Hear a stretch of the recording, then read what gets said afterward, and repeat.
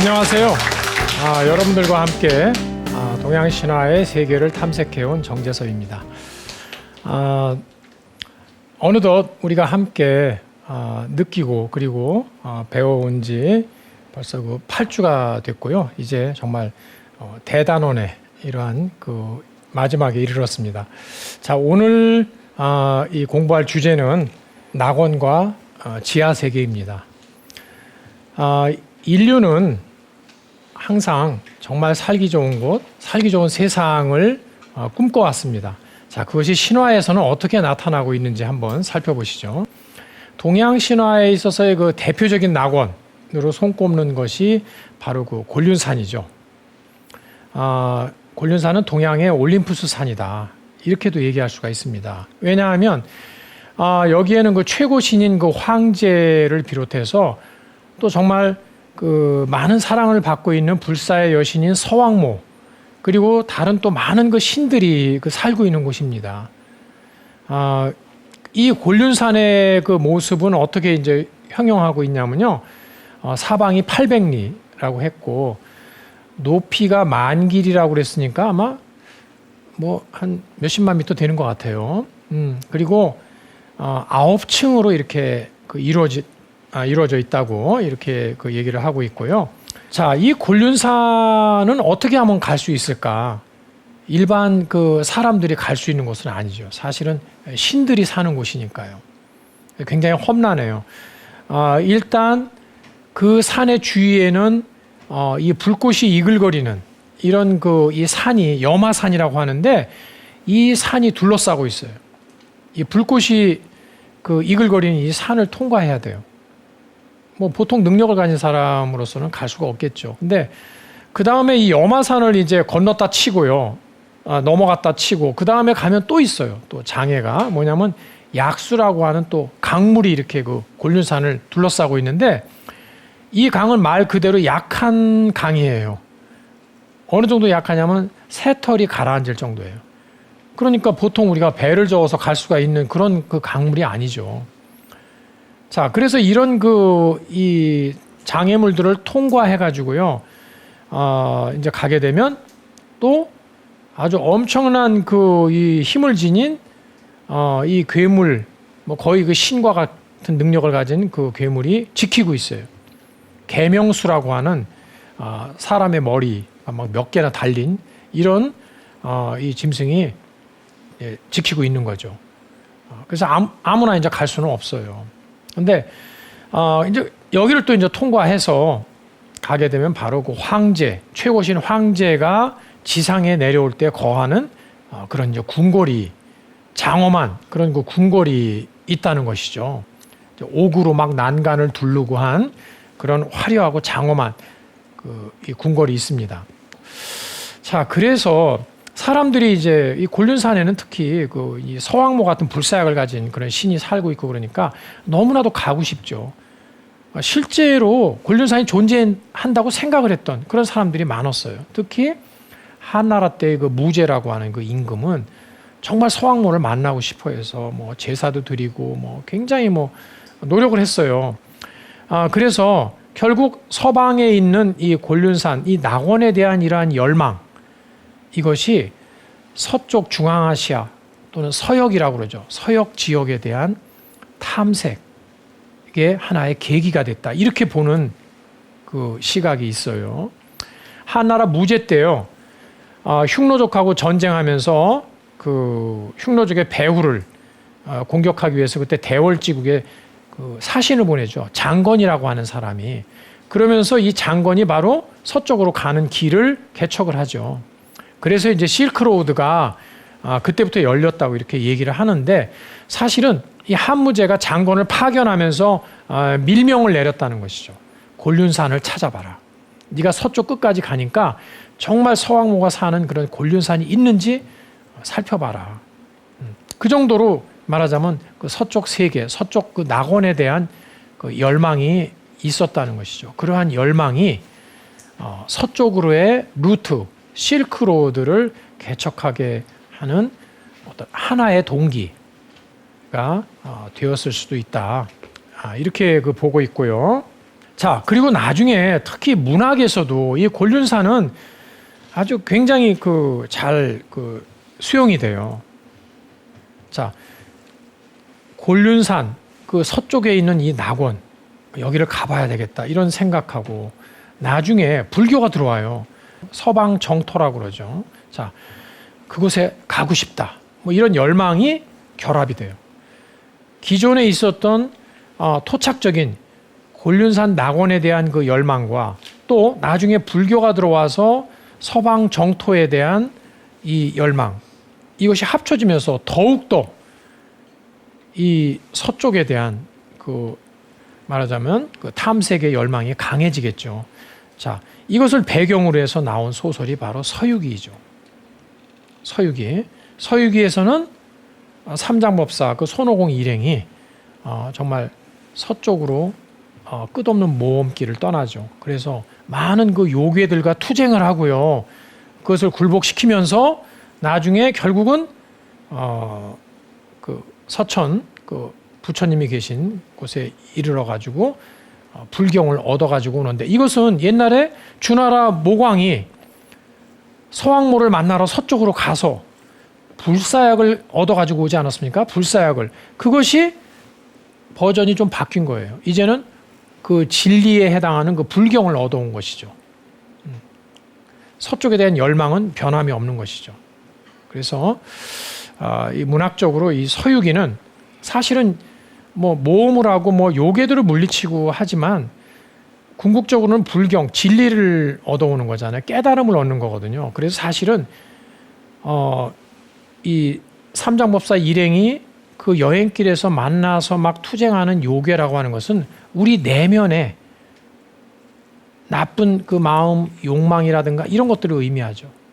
그것들을 하나하나 내가 극복하고 수양으로서 그것을 이겨내면서 결국 내가 바람직한 어떤 조화로운 마음의 경지에 이르는 과정, 이것을 하나의 길을 떠나가는 어떤 여행 이야기로 이렇게 표현을 한 것이 바로 서유기다.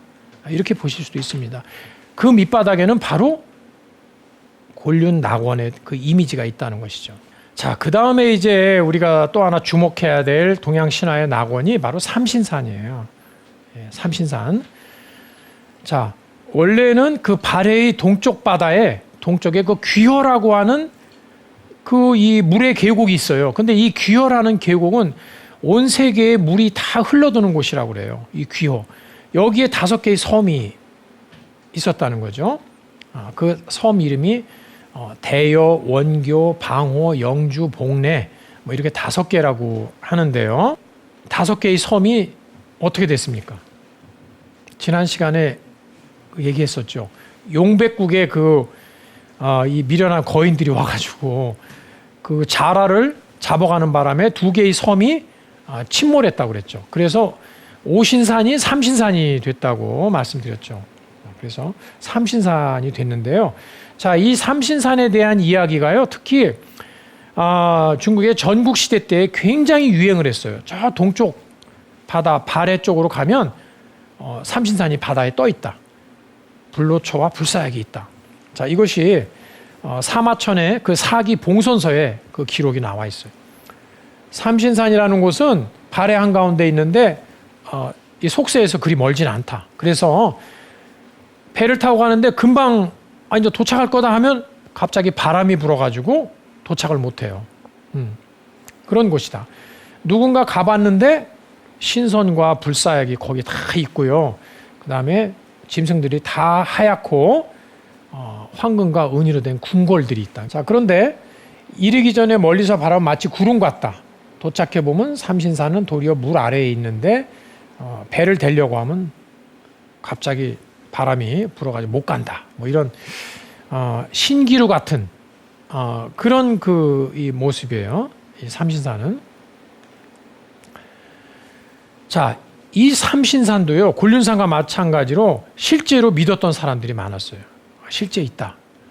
동쪽 바다, 특히 발해 쪽에 뭔가 이 삼신산 있다. 믿고서요, 이것을 실행에 옮긴 사람들. 그런데 가장 실제 유명한 사건은 바로 진시황이에요. 진시황이 이건 실제 역사적인 사실이에요. 그 당시에 그 마술사였던 그 이 서불 또는 서복이라고 하는 사람인데 이 사람을 시켜가지고 이 사람이 장담을 했어요. 폐하, 저에게 동남 동녀, 소년 소녀 500명과 그리고 많은 그 군사와 물자와 그리고 함대를 주시면 제가 확실하게 이 불로초 불사약을 구해서 드리겠습니다. 이렇게 얘기를 한 거예요.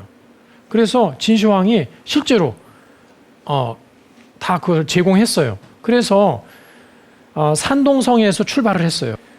서해 바다를 다 이제 탐색을 한 거예요.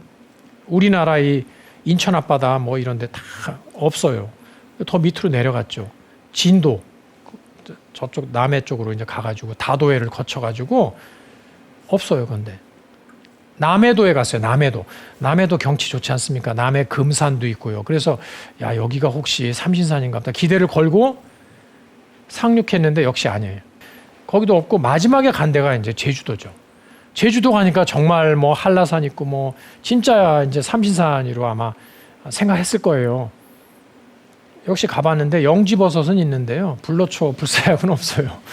그래가지고 이제 안 되겠다. 이제 본국으로 가야 되겠다. 서쪽으로 가야 되겠죠. 거기서 중국은 서쪽이니까 서쪽으로 이제 돌아가야 되겠다 해서 서귀포라는 이름이 나왔다. 뭐 이런 이야기가 있고요. 그런데 돌아가려고 생각해 보니까 진시황이 어떤 임금이에요? 실패하고 왔는데 임금을 속인 거잖아요. 그냥 두겠어요? 안 되겠다. 그냥 도망가야 되겠다. 그래서 일본 쪽으로 가서 이제 행방불명이 됐다는 거죠. 그다음에 어떻게 됐는지 모르고요. 자, 제주도 정방폭포 그 암벽에다가도 서불이 여기 왔다 갔다 하는 서불 과차라는 글귀를 새겼다는 거죠.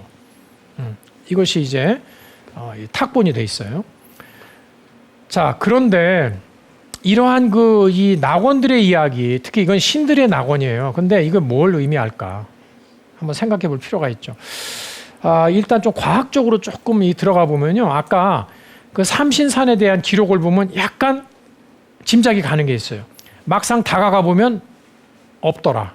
이거 뭘 의미합니까? 신기루 현상이죠. 바다에도 그 신기루 현상이 있죠. 사막에만 있는 게 아니라. 지금도 종종 이 서해 바다 거기에 그 신기루 현상이 있다고 그래요. 중국 쪽에. 그래서 아마 이 신기루 현상을 이렇게 그 신화적으로 이야기한 것이 아닌가 이렇게 보기도 하고요.